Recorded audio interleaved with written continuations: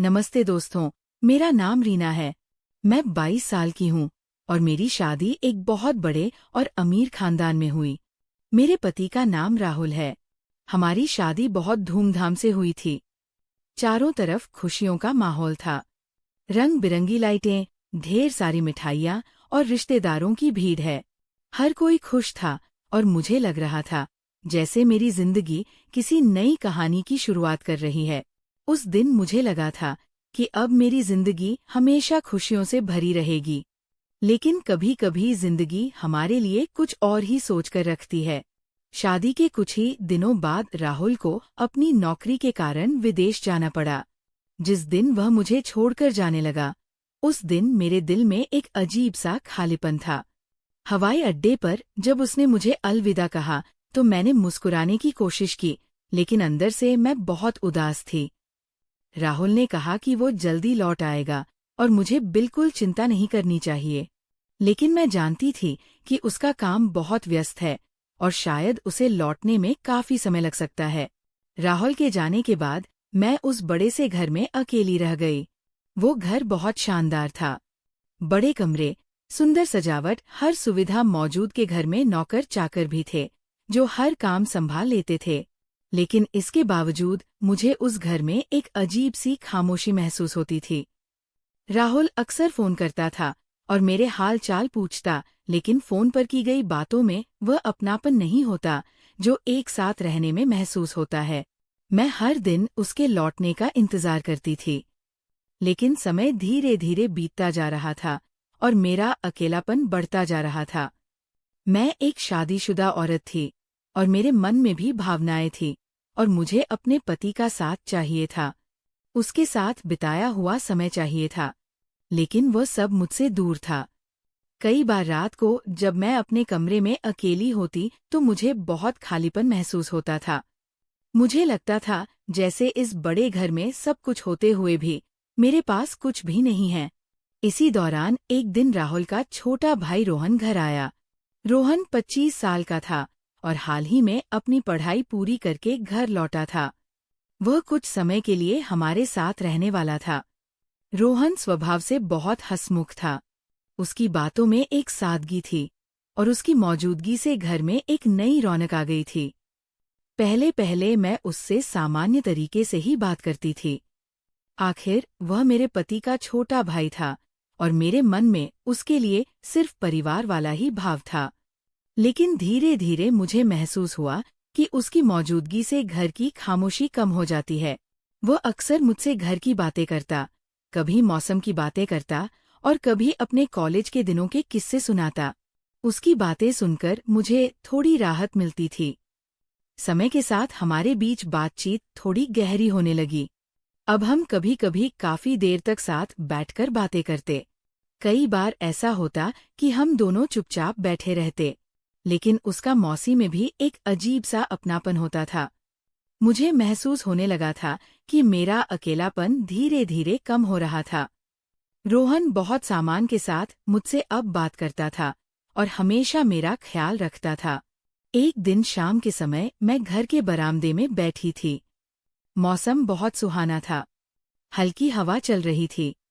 रोहन भी वही आकर बैठ गया।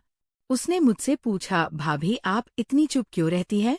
मैंने हल्की मुस्कान के साथ कहा, बस ऐसे ही कभी कभी मन शांत रहना चाहता है। रोहन ने कहा, अगर आपको कभी बात करनी हो तो आप मुझसे कर सकती है। मैं सुनने के लिए हमेशा तैयार हूँ। उसकी ये बात सुनकर मुझे अच्छा लगा। मुझे लगा कि इस घर में कोई तो है, तो मेरी बात समझना चाहता है। धीरे धीरे मैं उसके अपने मन की छोटी छोटी बातें साझा करने लगी। मैं उसे बताते कि राहुल के जाने के बाद मुझे कैसा लगता है और किस तरह मैं इस घर में खुद को अकेला महसूस करती हूँ, और मेरी बातों को बहुत ध्यान से सुनता और हमेशा मुझे हिम्मत देता। वह कहता, भाभी भाई आपको बहुत मानते हैं और वह जरूर वापस आएंगे। आपको बस थोड़ा धैर्य रखना होगा। उसकी बातें सुनकर मुझे थोड़े इराद मिलते थे, लेकिन दिल का खालीपन पूरी तरह खत्म नहीं होता था। कई बार मुझे लगता था कि मेरी जिंदगी में कुछ कमी है जिसे मैं शब्दों में नहीं बता सकती। समय बीतता गया और हमारा साथ बढ़ता गया।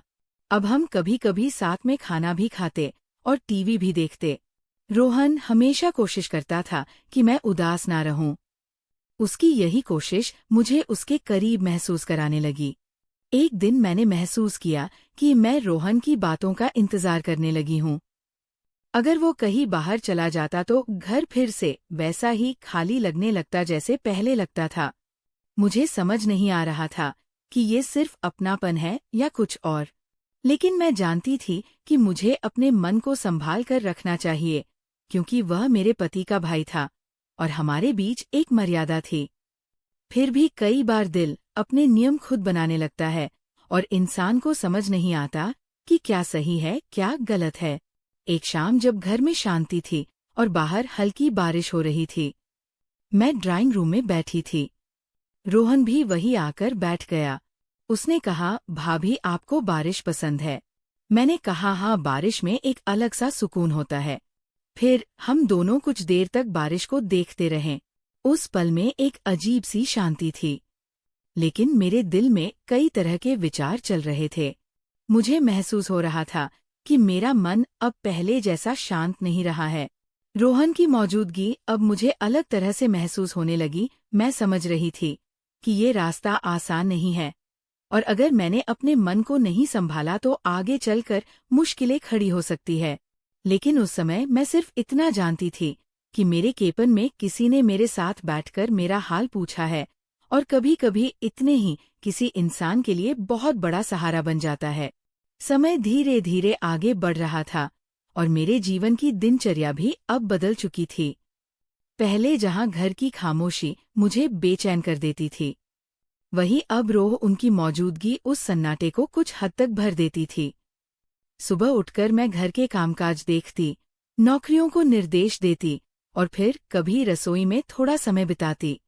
दोपहर के समय अक्सर घर में बहुत शांत हो जाता था, लेकिन अब कई बार रोहन आकर मेरे साथ बैठ जाता और हम बातें करने लगते। उसकी आदत थी कि वह छोटी छोटी बातों को भी मज़ेदार बना देता और उसकी बातों पर मुझे अनायास ही हंसी आ जाती। मुझे महसूस होने लगा कि मेरे दिन अब पहले से थोड़े हल्के हो गए हैं। एक दिन दोपहर के समय हम दोनों बरामदे में बैठे थे। हल्के हवा चल रही थी और पेड़ों की पत्तियां धीरे धीरे हिल रही। हीरो ने अचानक पूछा, भाभी, क्या आपको कभी लगता है कि जिंदगी कभी कभी मेरे हिसाब से नहीं चलती? मैंने उसकी तरफ देखा और कहा, हाँ, कई बार ऐसा लगता है हम बहुत कुछ सोचते हैं लेकिन हालात कुछ और ही बन जाते हैं। उसने सिर हिलाया और कहा, शायद इसलिए हमें मजबूत रहना पड़ता है। उसकी बात सुनकर मुझे लगा कि वह सिर्फ मेरे नहीं बल्कि अपनी भी कोई बात कह रहा है। मैंने उससे कहा, रोहन, तुम इतने गंभीर क्यों हो गए हो? उसने हल्की मुस्कान के साथ कहा, कुछ नहीं, बस यूं ही सोच रहा था। फिर उसने बात बदल दी और अपने कॉलेज के दिनों की एक मजेदार घटना सुनाने लगा। मैं उसकी बातें सुनती रही और उस दिन मुझे एहसास हुआ कि किसी के साथ सामान्य बातचीत भी इंसान को बहुत सुकून दे सकती है। उस शाम हम दोनों ने साथ में चाय पी और फिर घर के बगीचे में थोड़ी देर टहलने चले गए। बगीचे में फूल खिले हुए थे और हवा में हल्की खुशबू थी। रोहन ने एक फूल तोड़ा और मुस्कुराते हुए मेरी ओर बढ़ाया। मैंने हंसते हुए कहा, ये क्या है? उसने कहा, बस ऐसे ही लगा कि ये फूल आपको दे दूं। उसके छोटी सी बात भी मेरे दिल को छू गई। मुझे लगा जैसे लंबे समय बाद किसी ने मेरे लिए कुछ खास किया हो। हालांकि मैं जानती थी कि हमें अपने रिश्ते की मर्यादा नहीं भूलनी चाहिए, लेकिन फिर भी मन के अंदर कुछ बदल रहा था।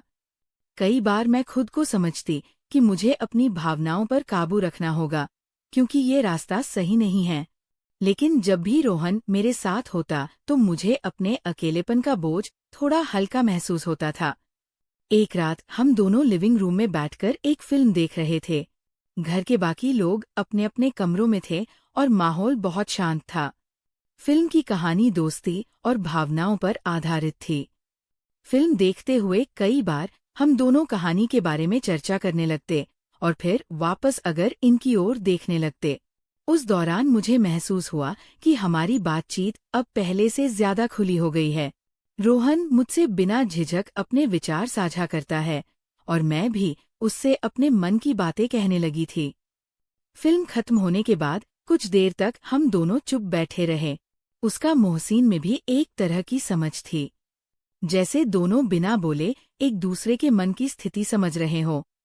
रो ने धीरे से कहा, भाभी आप हमेशा खुश रहा कीजिए, आपको दे उदास देखना अच्छा नहीं लगता। मैंने उसकी तरफ देखा और कहा, जिंदगी में सब कुछ हमारे हाथ में नहीं होता, लेकिन कोशिश जरूर करनी चाहिए कि हम मजबूत बने रहें। उसने सिर हिलाया और कहा, आप बहुत समझदार हैं। उसकी ये बात सुनकर मुझे थोड़ी हंसी आई, लेकिन दिल में एक हल्की सी गर्माहट भी महसूस हुई। अगले कुछ दिनों तक मैं अपने मन को समझाने की कोशिश करती रही। मैं चाहती थी कि सब कुछ सामान्य रहे और हमारे बीच वही सम्मान बना रहे जो होना चाहिए। लेकिन इंसान का दिल कई बार से ज्यादा भावनाओं को सुनता है।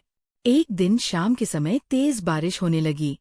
आसमान में बादल गरज रहे थे और हवा भी काफी तेज चल रही थी। मैं बाहर सूखने के लिए डाले हुए कपड़े अंदर लाने गई।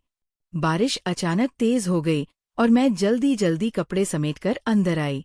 उस समय मैं थोड़ी घबरा गई थी क्योंकि मौसम अचानक बदल गया था। जब मैं लिविंग रूम में पहुंची तो रोहन वहां बैठा था। उसने मुझे देखा और तुरंत उठकर बोला, भाभी आप ठीक है? मैंने कहा, हाँ, बस बारिश अचानक तेज हो गई। वह थोड़ा चिंतित लग रहा था। उसने कहा, आपको ठंड लग जाएगी, आप जाकर आराम कर लीजिए। उसकी ये चिंता देखकर मुझे लगा कि वो सच में मेरा ख्याल रखता है। मैं सोफे पर बैठ गई और कुछ देर तक हम दोनों चुप रहे। बार बार इसकी आवाज गूंज रही थी और कमरे में हल्की रोशनी थी।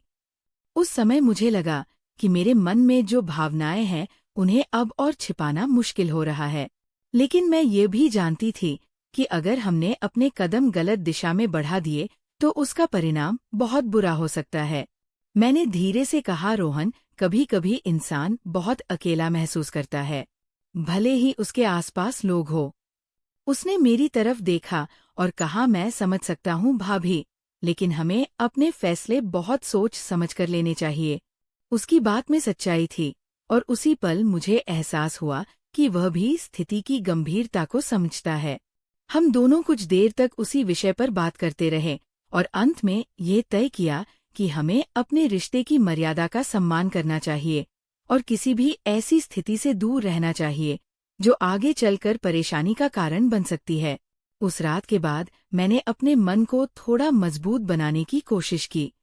मैंने तय किया कि मुझे अपने जीवन को सही दिशा में ले जाना है और भावनाओं के कारण कोई ऐसा कदम नहीं उठाना जिस पर बाद में पछताना पड़े। रोहन भी अब पहले से ज्यादा सावधान रहने लगा था। वह हमेशा सम्मान के साथ दूरी बनाए रखता और कोशिश करता कि मैं खुद को अकेला महसूस ना करूं। लेकिन वह भी समझ चुका था कि मैं अपनी सीमाओं को नहीं भूलना चाहिए। समय बीतता गया और धीरे धीरे जिंदगी फिर से एक नए संतुलन की ओर बढ़ने लगी।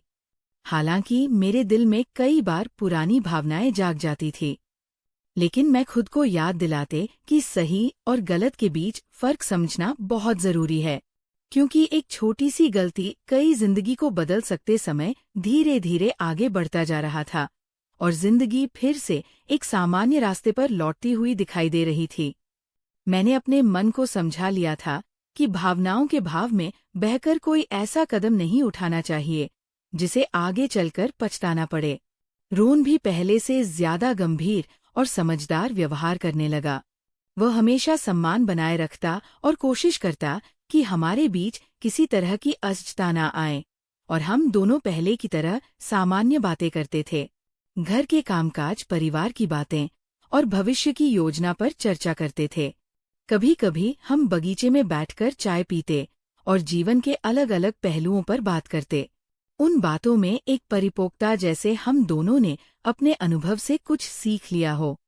एक दिन सुबह जब मैं रसोई में थी तो वहां आया और बोला, भाभी, मैं कुछ दिनों के लिए शहर से बाहर जाना चाहता हूँ, मुझे काम के सिलसिले में जाना होगा।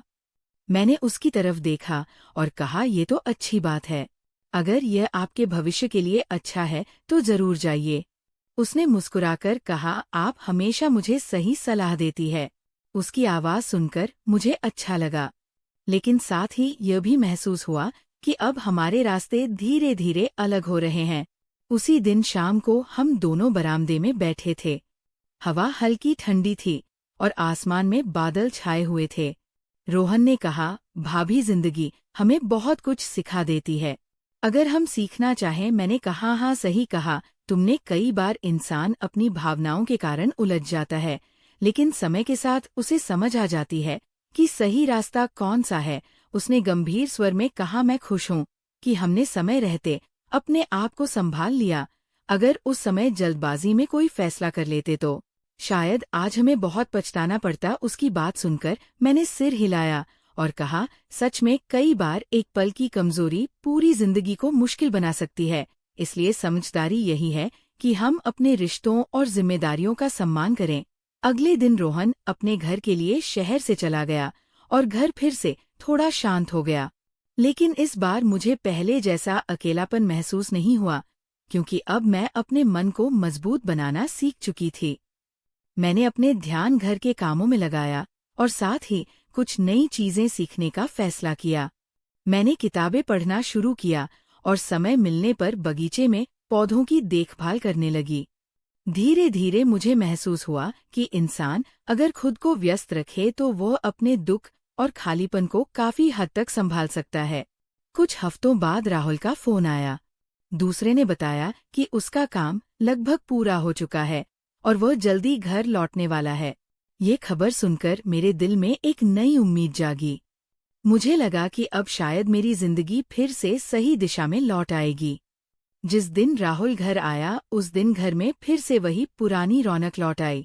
उसने मुझे देखकर मुस्कुराते हुए कहा, रीना, मैं तुम्हें बहुत याद करता था। मैंने भी मुस्कुराकर उसका स्वागत किया और महसूस किया कि लंबे समय बाद हमारे बीच में वह अपनापन लौट रहा है जो कभी खो गया था।